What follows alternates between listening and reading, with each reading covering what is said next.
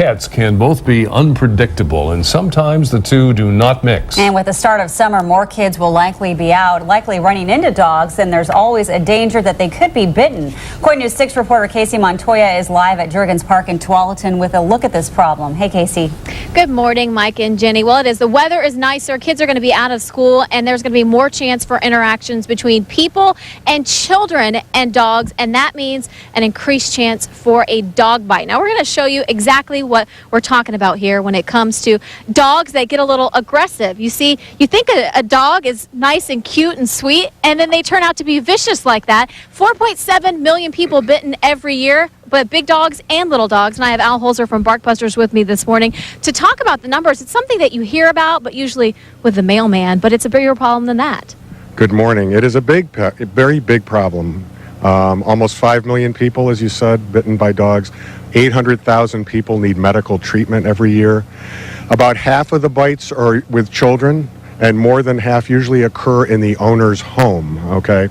And what happens is, unfortunately, is we think of dogs as part of our families, okay? We love our dogs, and we feel betrayed, we feel hurt, we feel scared when our dog bites. A lot of people think that it's just the large dogs, you know, the pit bulls, the Rottweilers, and the Dobermans of the world that are biters, and any dog can bite. Any dog can be aggressive. As you just saw by a little Chihuahua. Now, we're going to talk about why they do this, but tell me a little bit more about what the reason is that you guys do some of this training. Isn't it to prevent them from biting?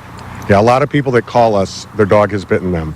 Interestingly, you know, we'll get calls from people who say, I was walking to the fridge in the middle of the night and I accidentally stepped on my dog's tail, okay? The dog bit him. The dog was otherwise a very sweet family dog. So dogs can bite for a variety of reasons. We're going to get into all those reasons. And key to all of this is making sure that the owners are the leaders of the pack, so the dog doesn't feel like he or she has to be in that role. And we are going to talk about that next hour. Coming up at 5:30, we're going to get inside a dog's head and find out why they turn from a sweet, nice little dog into a vicious one, just like that. Mike and Jenny? Interesting, Casey. Thanks for the report. Click It or Ticket program, the story after the break. And Oregon is not alone in setting records for the stifling temperatures. The pools are welcome relief in Arizona. We'll have more on their record-breaking heat, plus Tim's full forecast in 5 minutes. And it's Dog Bite Awareness Week across the country, and whether you have a dog or not, some very important safety tips you should know. That's coming up after the break. You might have asked who let the dogs out. The weather was ideal for walking dogs and kids. And while it's natural for your children to want to pet the dogs, not every dog agrees. KOIN News 6 reporter Casey Montoya joins us live from Jurgens Park in Tualatin with a closer look. Casey, what causes dogs to go from sweet to aggressive? Well, we are going to go inside the head of a dog right now. And Mike, you hit it right on the head. Kids want to walk up to dogs because they like them and they're cute and they think they're going to be playful, but they are not always. And Al Holzer joins me again from Barkbusters. Now, once we can kind of understand a dog's thinking, it can help us to prevent being a victim, basically, right? Yeah, the key is really, when we go into a home, is figuring out what are the causes, what are the root causes of the dog's aggression. And there are a number of them, but the primary cause is typically fear. Dogs have something called the fight or flight response under stress. And when they're stressed out, they either want to run away or they might get aggressive, fight, okay, and bite. So trying to get to the root cause of it is key for us.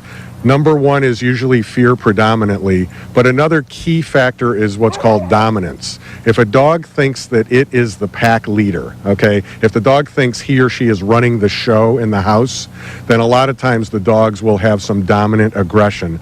And that usually shows up when an owner's trying to get the dog off the furniture and the dog might growl or bite. Sometimes in a couple situation, if the man tries to kiss the female in the family, the dog might attack the male.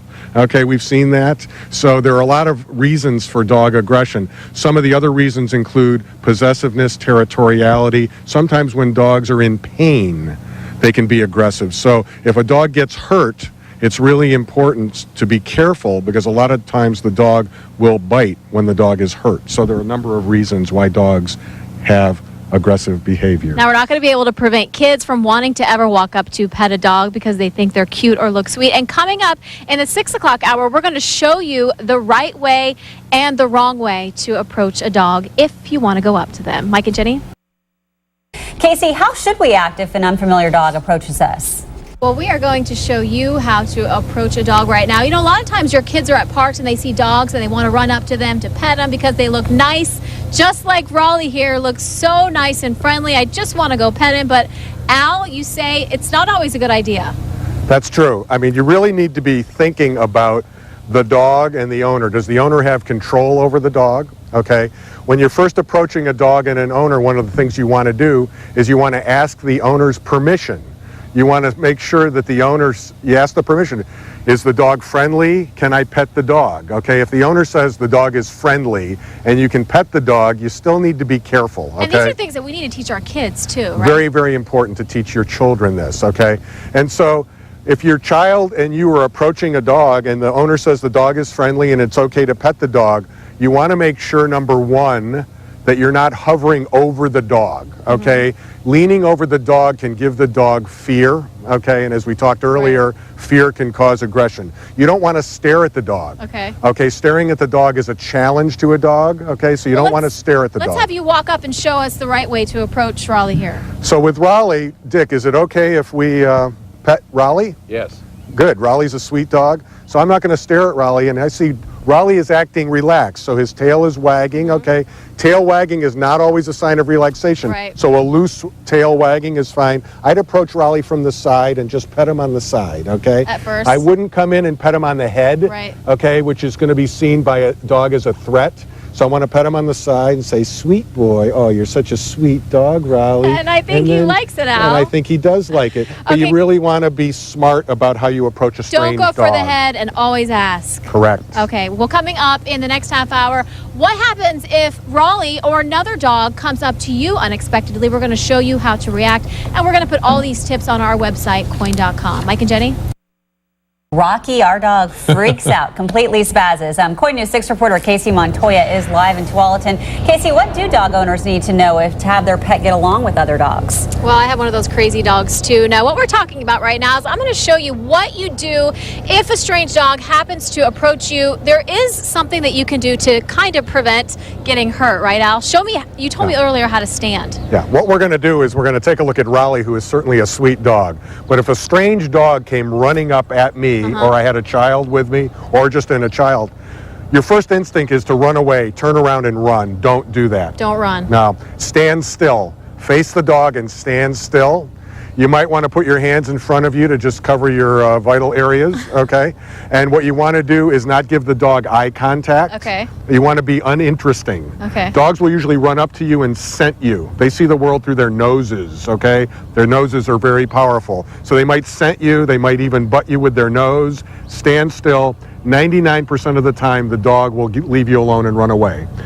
If a dog knocks you down and is that aggressive and knocks you on the ground, curl up into a fetal position, cover your head with your hands, don't move. And what if the dog just keeps biting you and attacking you? Are you supposed to just sit still? The dogs usually will stop, okay? Obviously, if you're really being attacked, there's not a heck of a lot you can do if you have a big stick or something like that. But the odds are you will be much better off if you just don't move and you curl into a fetal position and cover your head and your head area with your hands. But it doesn't have to get this bad necessarily. Rarely, like you said, don't run though. Kids don't know that, I don't think either. Don't run from a dog. Dogs react to reactions. They react to kids running. They react to kids riding a bike. Right. Those kinds of things. Don't run away. Okay, Al Holzer from Bark Busters. Thanks for all the helpful tips this morning. And we're going to put so much more and things on what you can do if your dog doesn't necessarily get along with other dogs at the park. We'll put all of that on coin.com. Mike and Jenny, back to you.